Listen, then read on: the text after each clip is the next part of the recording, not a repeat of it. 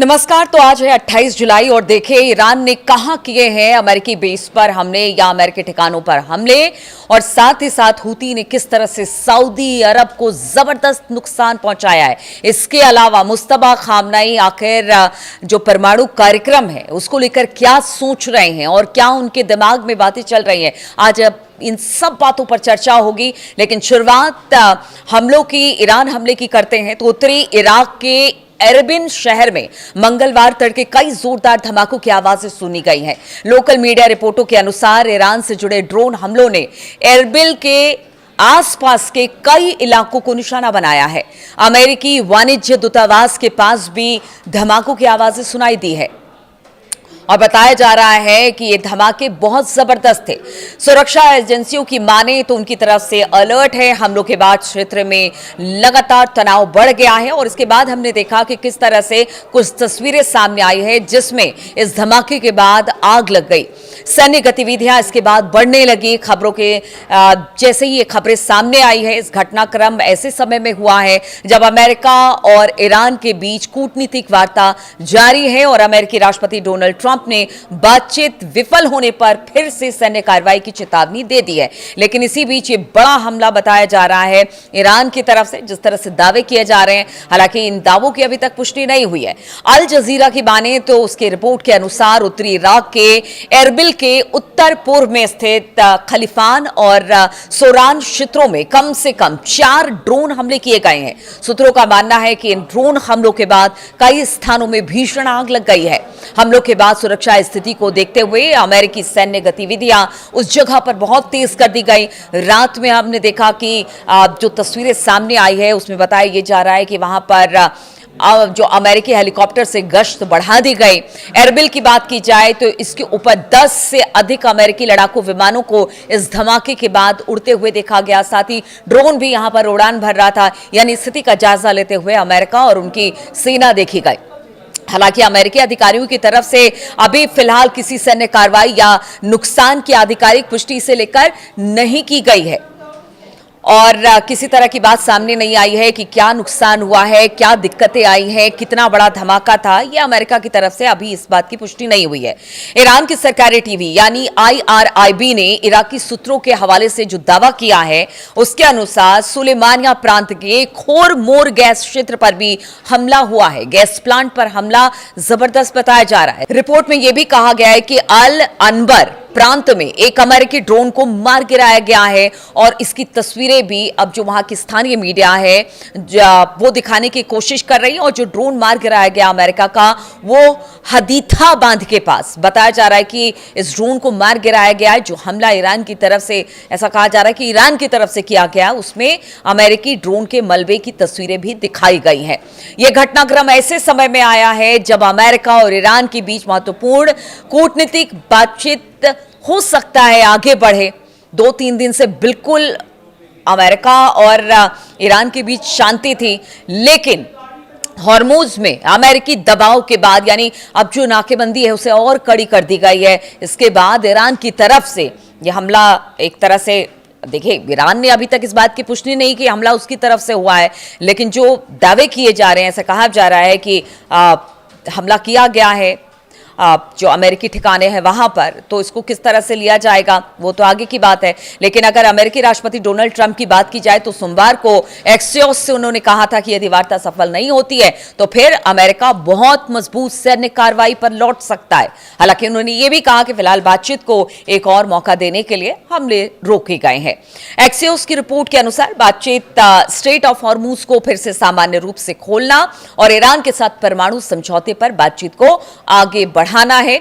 इसमें Oman, Qatar, Pakistan, मिस्र जैसे देश मध्यस्थ की भूमिका निभा रहे हैं। अमेरिका की तरफ से विशेष दूत स्टीव विटकॉफ और वरिष्ठ सलाहकार जेरेड कुशनर शामिल बताए जा रहे हैं। हालांकि देखिए अमेरिका की तरफ से धमकी मिल गई कि देखिए बातचीत एक बार और पहल की जा रही है, अगर बातचीत नहीं हुई तो फिर हम हमले के लिए तैयार हैं। लेकिन इधर अगर ईरान की बात की जाए तो वो भी हमेशा कहता रहा है कि आप बातचीत के लिए तैयार हैं तो हम भी बातचीत के तैयार हैं, लेकिन हमारी भी उंगलियां जो हैं वो ट्रिगर के ऊपर है और उस ट्रिगर से हम उंगली नहीं हटाएंगे। यानी दोनों तरफ से थ्रेट भी है और बातचीत की बात भी सामने आ रही है। इधर अगर दूसरी बड़ी खबर की बात की जाए तो एक बड़ा नुकसान सऊदी अरब को हुआ है। यमन के हूथी विद्रोहियों ने सऊदी अरब के तेल इंफ्रास्ट्रक्चर पर जबरदस्त ड्रोन हमला किया है। हूथी ने कहा है कि उन्होंने सोमवार को सऊदी अरब की तेल इंफ्रास्ट्रक्चर पर ड्रोन से हमले किए। यह हमला सऊदी अरब के ड्रोन घुसपैठ के जवाब में किया गया। हूथी विद्रोहियों के सैन्य प्रवक्ता याह्या सरी ने कहा कि कई ड्रोन का इस्तेमाल करके पूर्वी सऊदी अरब से यानबू तक कच्चे तेल की सप्लाई और ट्रांसपोर्ट से जुड़े कई संवेदनशील ठिकानों और जो पॉइंट्स हैं उन पर हमला किया गया है। यानबू वो बंदरगाह है, बंदरगाह का वो शहर है जहां पर खाड़ी देश की ईस्ट वेस्ट पाइपलाइन लाल सागर तक पहुंचती है और कहा यह जाता है कि यहां से जितने तेल निकाले जाते हैं उसे यहां से फिर आगे पाइपलाइन के जरिए भेजा जाता है। तो ये सऊदी अरब के लिए कहीं से अच्छी खबर नहीं है। अगर ये वाकई में डैमेज हुआ है तो ये बड़ा डैमेज कहा जा रहा है बाकी मुल्कों के लिए भी यहां से जहां जहां भी तेल की सप्लाई होती है। वहीं अगर सऊदी रक्षा मंत्रालय की बात की जाए तो सोमवार को उन्होंने कहा कि उनकी सेना ने ईरान समर्थित समूहों द्वारा इराक से पेट्रोलियम सुविधाओं को निशाना बनाने के लिए भेजे गए कई ड्रोन को रोककर नष्ट किया। यानी कि सऊदी अरब ये तो कह रहा है कि ड्रोन को नष्ट किया गया है, लेकिन कितना नुकसान हुआ है इस बात की जानकारी अब तक नहीं मिली है। लेकिन बताया जा रहा है कि जो पाइपलाइन थी जहां से तेल की सप्लाई होती थी लाल सागर तक, उसे अच्छा खासा डैमेज हुआ है। शनिवार की बात की जाए तो अमेरिका और ईरान के बीच हालिया लड़ाई में कुछ समय के लिए रुकावट आई थी, जो कि दोनों पक्षों के बीच 13 दिनों तक चली गोलीबारी के बाद हुई थी। सोशल मीडिया पर जारी एक आधिकारिक बयान के अनुसार सऊदी मंत्रालय ने कहा कि आतंकवादी हमले इराक की जमीन से किए गए थे, यानी इस बार इस्तेमाल किया गया इराक की जमीन को, और उन्होंने कहा कि इन्हें ईरान समर्थित मिलिशिया ने अंजाम दिया है। इस बात को भी सऊदी अरब कह रहा है। रक्षा मंत्रालय ने कहा, यानी कि आप सोचिए कि हूती, इराक और किस तरह से सऊदी अरब को डैमेज किया जा रहा है, क्योंकि सऊदी अरब वो देश है जो लगातार अमेरिका को सपोर्ट करता रहा है। उसकी धरती से अमेरिका हमेशा ऑपरेशन चलाता रहा है और इसी वजह से अब लगातार ये जो पूरा रीजन है उस पर हमले हो रहे हैं। अगर सऊदी अरब की बात की जाए तो अगर उस पर हमले होते हैं तो फिर आप समझिए कि जिस जंग के दायरे को आगे बढ़ाने की ईरान बात कर रहा था, वो जंग का दायरा बढ़ गया है।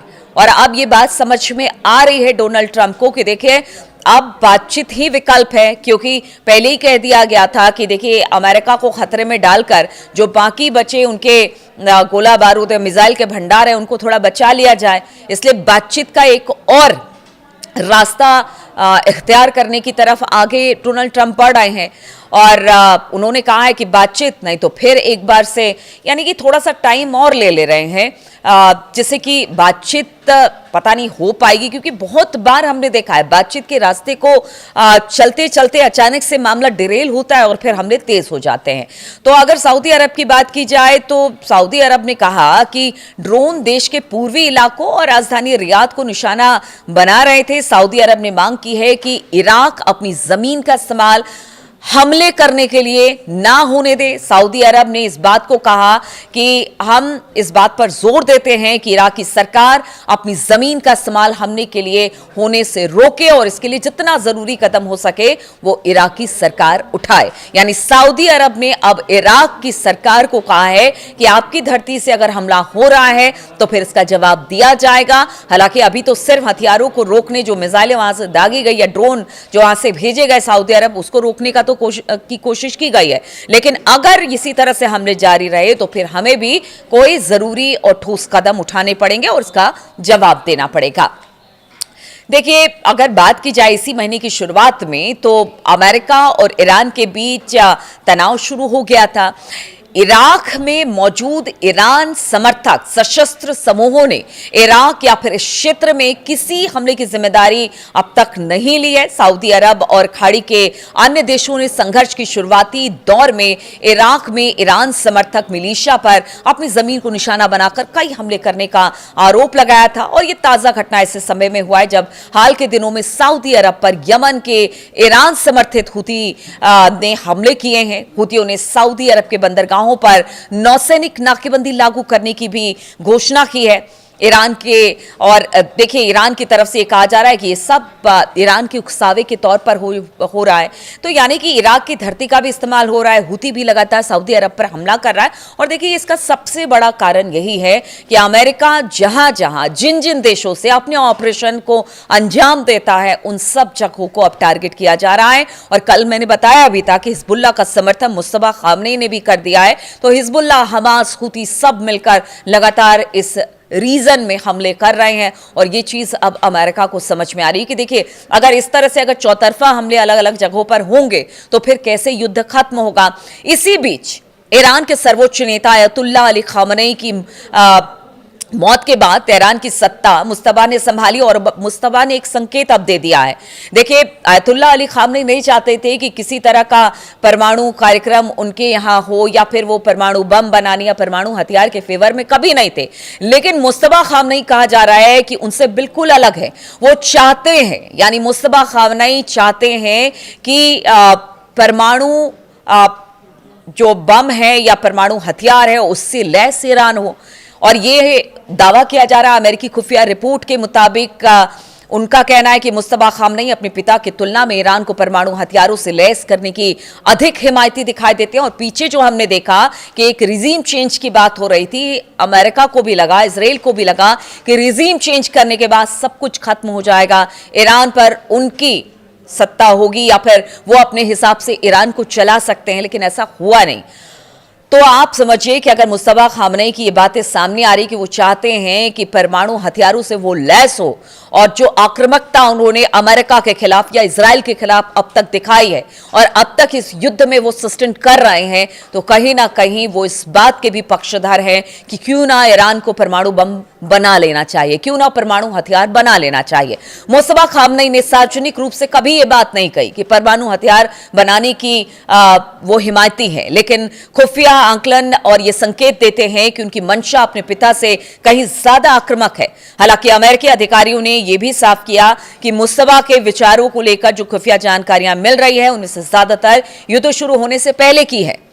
अमेरिकी अधिकारियों का दावा है कि ईरान ने अपने सेंट्रीफ्यूज यानी परमाणु इनरिचमेंट में इस्तेमाल होने वाली जो मशीनें हैं उनका एक बड़ा हिस्सा जो है वो मध्य ईरान स्थित एक बेहद मजबूत और अंडरग्राउंड फैसिलिटी में शिफ्ट करने की बात सामने आई है। इसे अमेरिकी खुफिया एजेंसियां पिकेक्स माउंटेन कहती है, जहां पर कहा यह जा रहा है कि हो सकता है कि जितनी मशीनें थी या एनरिच्ड यूरेनियम था सब वहां पर लेकर जाया गया है, और हो सकता है कि परमाणु हथियार या परमाणु बम भी ईरान बना ले। और इस तरह के कयास लगातार लगते भी रहे हैं। और मुस्तफा खामनेई जिस तरह से अग्रेसिव तरीके से या आईआर जिस तरह से जवाब अमेरिका को दे रही है, जिसकी वजह से उसे लगातार घुटनों पर आना पड़ रहा है, बार बार बातचीत के मंच पर आना पड़ रहा है, इससे साफ तौर से लगता है कि अयतुल्लाह अली खामनेई साहब की तरह मुस्तफा नहीं है और वो चाहते हैं कि जो ईरान है वो परमाणु हथियारों से संपन्न देश बने।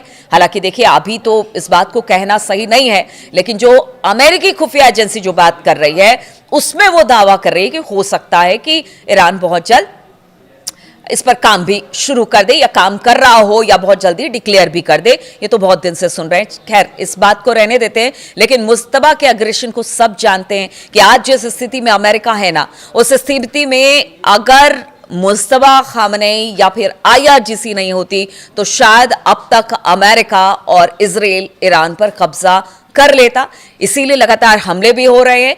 नाकेबंदी अगर आप बढ़ाते हैं, अगर ईरान के आसपास के क्षेत्र में कहा जा रहा है कि बहुत ज्यादा बढ़ा दी गई है, बातचीत की पेशकश आप करते हैं, नाकेबंदी आप बढ़ाते हैं और फिर कहते हैं कि हमला ना हो, ऐसा हो ही नहीं सकता है। अब देखना होगा कि अगर ये शांति है तो कितने दिनों के लिए है, ये शांति क्या वाकई शांति और वार्ता में बदलेगी या फिर यहां से फिर एक हमला शुरू हो जाएगा। क्योंकि देखिए नेतन्याहू और ट्रंप कुछ ना कुछ खिचड़ी पकाते रहते हैं ईरान को लेकर, और वो खिचड़ी कैसी पकती है, किस तरह से वो ईरान को डैमेज करते हैं, उनकी मंशा भी यही रहती है। अब देखना होगा कि आगे किस तरह के हालात बनते हैं, दोनों की मुलाकात बातचीत होती है या फिर बातचीत का कोई सॉल्यूशन निकलता है। क्योंकि कहा यह जा रहा है कि हो सकता है हॉर्मुज के मुद्दे पर थोड़ा सा ईरान नरम पड़ जाए और शायद इस पर कुछ बीच की बातचीत निकल जाए। लेकिन उसके लिए भी इंतजार करना पड़ेगा, क्योंकि बहुत बार अब तक हमने फरवरी महीने से लेकर अब सोचिए आप कि अगस्त आने वाला है और अब तक यही बातचीत युद्ध ही चल रही है, लेकिन उसका कोई नतीजा निकलकर सामने नहीं आ पाया। तो आगे इस पर क्या होगा, तमाम अपडेट्स के साथ मैं रोजाना आपके साथ जुड़ती हूं। बहुत बहुत शुक्रिया आप सभी का इस वीडियो में शामिल होने के लिए। कमेंट्स का इंतजार रहेगा।